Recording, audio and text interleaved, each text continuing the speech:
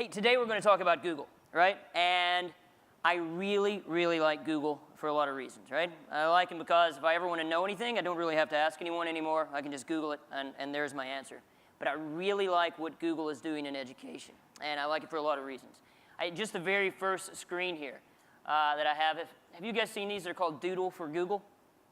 Right, so in the States, every school in the States can have a little Doodle for Google competition, and then you'll have a winner for kind of each state, and then Google picks, based on voting, Google picks a winner, and they give like a big grant to that school. So my daughter's school, actually, this is a finalist right now for the competition, this Doodle for Google, so they're up to potentially win a nice big grant. But it's just one of the little things they do to kind of support schools. The more I play with their stuff, the more I like it.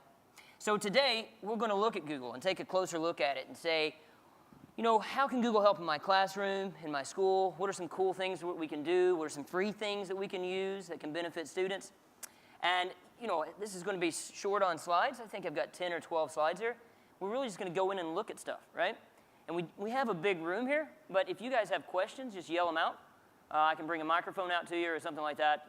I want to make sure it's as useful as possible for you. So, hey, just to get us started, if it's something you guys are open to, one of my favorite things about kind of Google's apps for education is the ability to use Google Forms to collect data, right? And we're not having any scientific data or anything like that here, but just to show how easy it is, if you guys have a second to go to this link, if you have an internet-connected device there, I've used Google's URL shortener, so if you ever have a really long link, it's too long to remember, you can go to goo.gl, paste it in there, and it'll make it itty-bitty for you, right? So here it's goo.gl, and there's a slash, and it's a little p, big Q, the number 1, little I, little s, and a big T. And when you go there, it should take you to a Google form. Does that work for you guys? Yep, it did. Good. So I'll keep it up there for just a moment to make sure everyone sees it.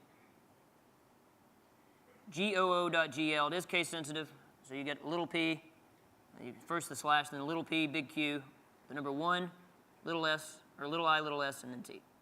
I'm making this worse. Cool, so that's the form that you guys will see. Right?